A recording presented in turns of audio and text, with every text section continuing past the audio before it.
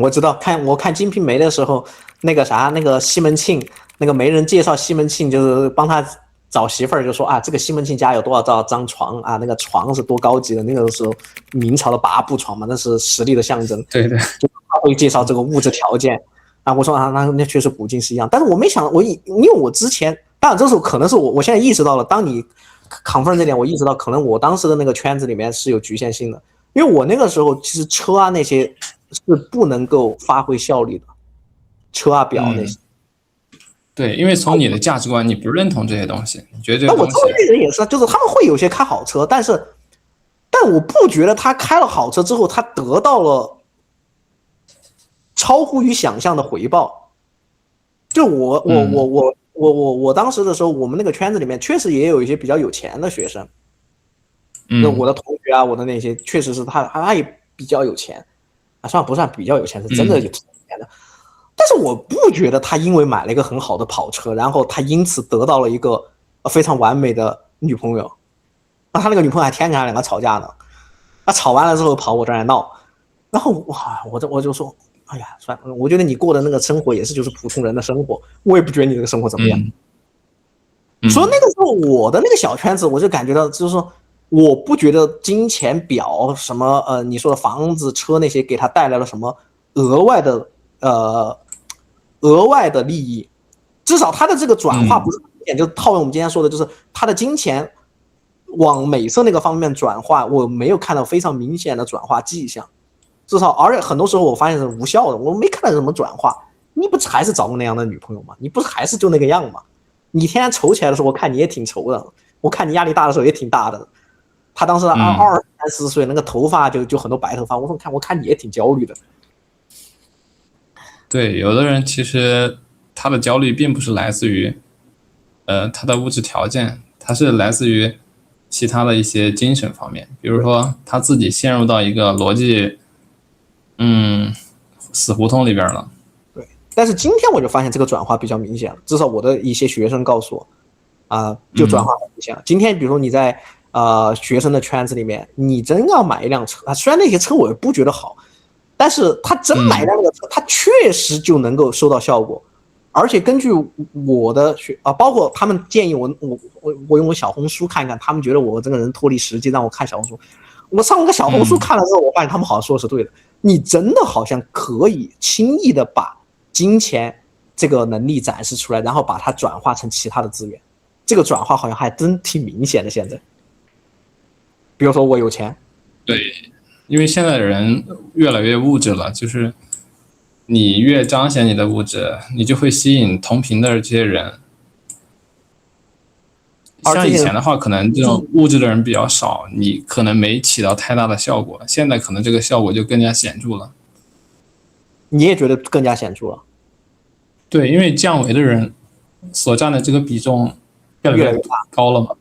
OK， 对，越来越大了。那既然你说了这点，那确实就回答了我的一个疑问。那好，那通过这一点呢，我就可以基本上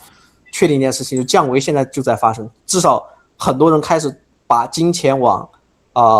美色啊，往其他地方开始转移了。就这个东西一旦转起来，我觉得就在降维。就是我说的金钱、权力和美色这3个东西，在一旦转起来的话，它就开始降维。对，至少对绝大部分人来说是容易在这个转化过程中降维的。然后，而且你刚才也提到，就是降维其实从数万年前就一直在发生嘛，对不对？但我觉得现在，如果是你说这个趋势的话，我觉得降得更快。这才多少年的时间？我看我读大学的时候，16、17，那个时候我就读完了。那你只比我早个5年、4年。我比对，但那个时候，但我是留学生的圈子啊，我那个圈子里面，我还不觉得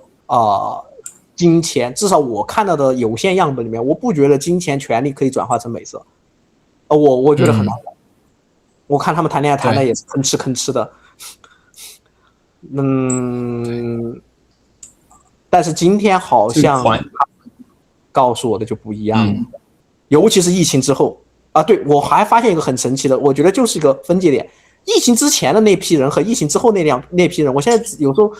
晚上在想的时候，我发现感觉像是2批人。以大学生为例。对啊，其实不只是大学生，就是疫情它其实是全球经济的一个转折点。就疫情前的话，全球经济可能还是一个上升期，然后疫情的话，它其实都是一记重创嘛，然后经济开始下滑或者萎靡，通缩的通缩，膨胀的膨胀嘛。啊，萎靡，但萎靡之后我感觉更物质。我现在还听说了个新说法，我不知道你们那儿流不流行哈。我们学校里面，我一个学生就经常说什么 A10、A9、A8，我听我没听懂。我说你们现在这个什么自我介绍，什么 A8、A9、A10 了，你听说过吗？这说法？我没有，这什么意思啊？哦，那你还没我没被他们听说过。他们说 A9是什么呢？A9的意思就是说你们家庭资产是9位数啊，就是就是1个亿，几个亿左右。A10呢就是10亿级别的，A11就是100亿级别的。然后呢，我们那是什么单位呢？美元吗？人民币，他们都是中国留学生。我告诉你这个当然我这话说也要得罪人，但我觉得中国留学生那种容易出这种事情。你上小红书可能也看得到，我搜了之后，我发现好像真有这种说法，他们就喜欢比这个东西啊，你们家是 A9还是 A10？我还有一个学生说过一句话呢，这话说出来又是得罪人。他说啊，来读书的人，那个什么家里面不是 A10，你干嘛还来呢？你来干啥呢？然后我说哦，就是以前我觉得很少有人把这个事情天天挂到嘴巴上讲，你们家 A 几 A 几，但现在好像，而且以前我那个时候，虽然我不是很久跟他们，但是那个时候我觉得提这个事情还有点羞耻，就是你天天见面就说你们家有多少钱吗？或者你是这样自我介绍吗？我先告诉你哈，我们家资产多少钱，你一来就这样自我介绍啊，我就觉得这种人好疯狂啊。但是现在好像他们不觉得这个事情是一件很羞耻的事情，然后张口就来，那我觉得很奇怪。我觉得年轻人就是这样的，年轻人他没有什么可以显摆的，他就容易去拿一些外在的一些指标去彰显自己。但其实他过了这个青春期，或者说他成熟一些，他就意识到，这些东西是不应该拿出去跟人随便去探讨或者去彰显的。那你年轻一点的时候都会有这种想法，比较幼稚，比如说要去炫耀自己有个新的玩具啊，或者有个对，我觉得好看的鞋啊这种。对，我觉得这就是降维。我觉得以前我觉得很少遇到有人直接这样子讲，至少我那个小圈子里面没有。我不知道你读大学的时候有遇到过这种没有？天天在这儿扯这个东西，然后见面就聊这种事情。我大学里边有这些，但是比较少，因为我接触的那个圈子还是比较纯粹的，就是大家还是非常刻苦学习，然后对，要么就是热心。我说过你是985-211的大学对吧？你那大学非常好。也不算非常好，但是还可以吧，就是学霸也是比较多的。我这边简直是我觉得就是一帮人少爷少奶奶，那学术能力就是零。留学生圈子就是这样的，就是像国内的话，它这些高等院校，它至少绝大部分学生他是通过高考进去的，他能力上做个筛选。不是说其他方面能，至少在就是科学素养这一块还是要高不少的。是的。反正我就觉得疫情后和疫情前就两拨人。就是以前我对留学生，当我自己也是，但是我就觉得，像我爸自己一起骂的是最好的。就是我觉得以前的留学生呢还行，但现在这个留学生就觉得但可能留学生也有很多好的，但是哎呀，我非常不幸，我就遇到了一些很多，或者他们给我散布了很多就是留学生不好的，然后又让我去看小红书，那小红书更不能看。我翻这个小红书看了之后，我就人到看出焦虑症来。我就建议现在的人千万不要多看小红书，越看越焦虑。我女朋友就天天看小红书，然后我身边的那些女性朋友基本上也是天天看小红书。你不觉得小红书男性朋友很？我觉得小红书里面的东西，它也有它的优点，但是也有它的缺点，也不能一棒子打死。我觉得小红书它里边确实有很多那种，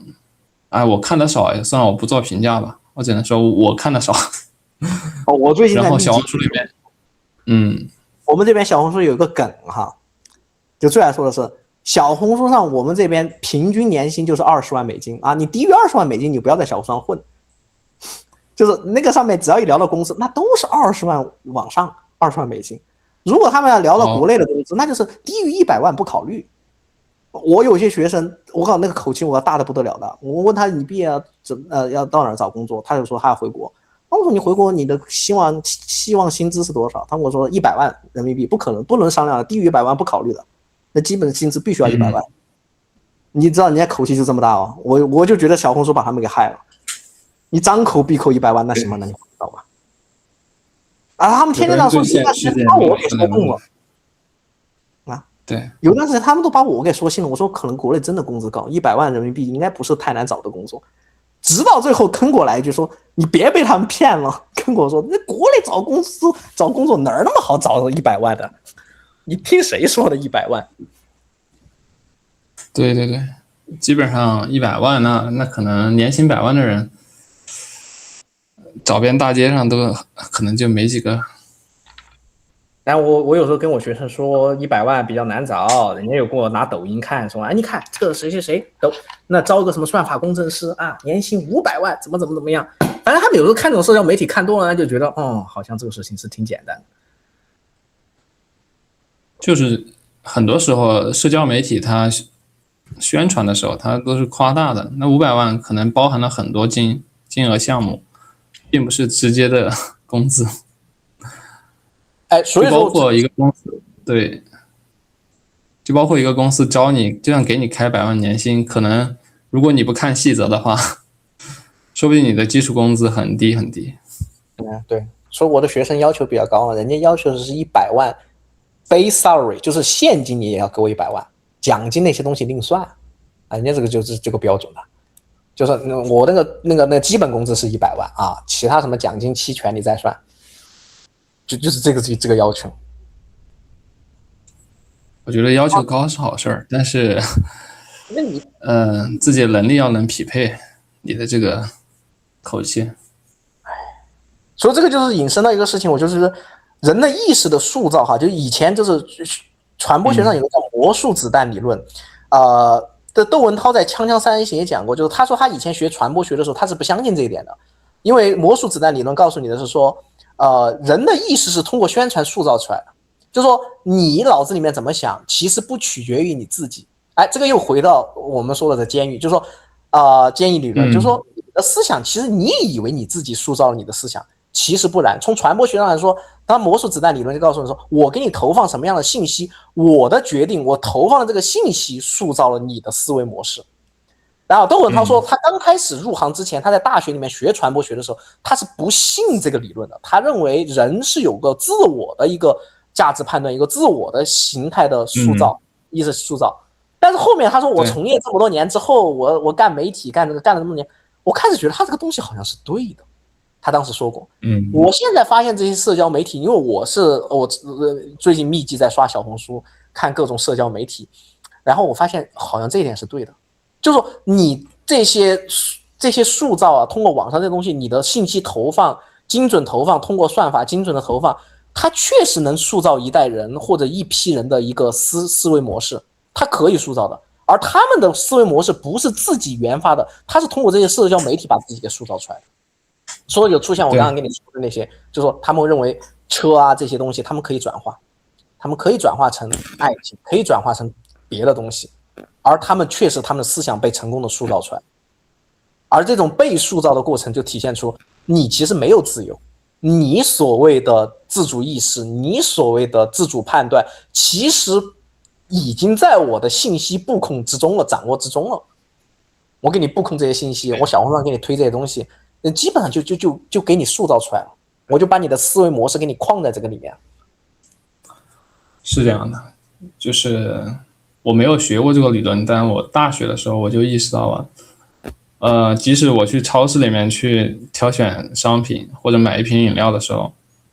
我做的选择都不是来自于我自己的，就是我看似有主动选择，其实没有，就是不管是这个商品它的排列，还是它进货的选择，还有就是我从广告啊，从身边的这些其他人给我的这些影响，其实我很难去说我做的这个选择是出自于我的自由意志。对，它其实综合了很多东西。对，所以我就说，身为有一个非常具体的一个指标，我经常问自己说，你扪心自问，哪些选择是你真正自己做出来的？你哪些东西是受人影响弄出来的？你真正有没有在追寻你的本来面目？其实我觉得所谓的身为，包括灵魂最终极的状态，就是我很喜欢佛家的一个词汇叫自在。你真正意义上的自在了，你是一种自在寂静的状态，而不是说你所有的东西是被一些绳子给提，你其实就是个提线木偶，就是你的每一个动作都是被一根线提着的，而你的每一个行为都是受到一定制约的。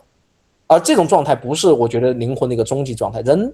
灵魂的终极状态是一种非常自在的一个状态，它是寂静，它是自在的，它不会一直到一个提线木偶一样的。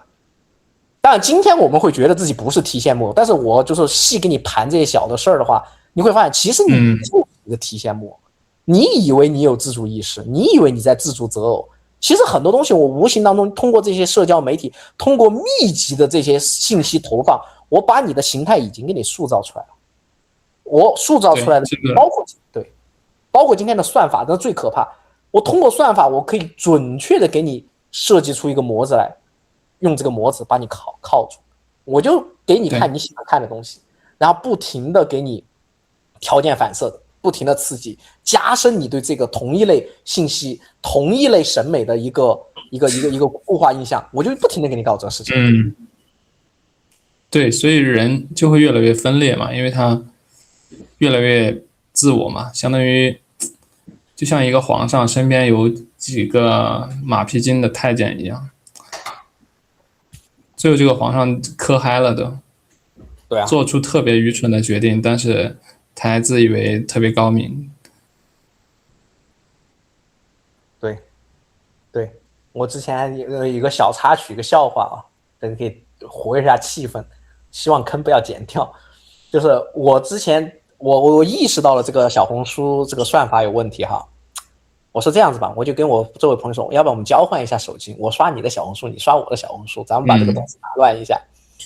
开始他同意了，后面刷着刷着开始后怕了，因为我在刷就把他别的东西给刷出来了。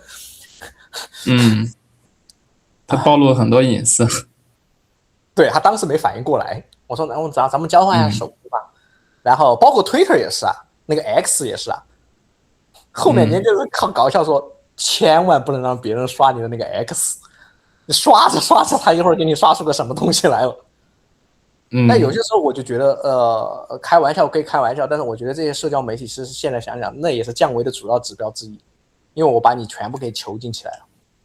我就通过这些信息把你给囚禁起来。你说这个像不像监狱呢？这又是一个无形的，又给你修了一堵墙啊！之前我讲的是那个叫什么金钱和美色，那是2堵墙，我这儿再给你来个信息茧房，3堵墙啊！我这墙已经是铜墙铁壁了，一层套一层的。你说这个世界是不是监狱呢？所以说回到这个监狱理论，我觉得根本都不需要这个上升到什么很高层次的什么宗教啊、哲学啊、灵性啊出体，我觉得就把这些简单的社会现象捋一捋，其实你活在这个世界上，你也是一个提线木偶，你很多情况下也是受制于他人，你也是受制于媒体，受制于信息，你没有真正的自由，你没有真正的没有依赖的快乐，就是你可以有暂时的快乐，但你那个快乐它也是依赖很多条件，只要中间一个条件我给你撤掉，你那快乐马上就没有，所以你只能获得暂时的快乐，就跟监狱放个风一样的。我今天给你放个风，但我只放15分钟的风。你以为你有很长的快乐，你没有很长的快乐。我给你的快乐只是暂时的、有条件的快乐。好，非常感谢啊！我们会在下周更新，请订阅支持一下吧。我们会在螺旋上升的水晶上继续我们意识的进化。我们正在获得内心的勇气，将自己交给了灵魂，迈向了完全未知的领域。我是谁？我来到这个世界上究竟要做什么？进化的新阶段已经开始，意识到无限的爱，会让我们开启一场前所未有的灵魂旅程。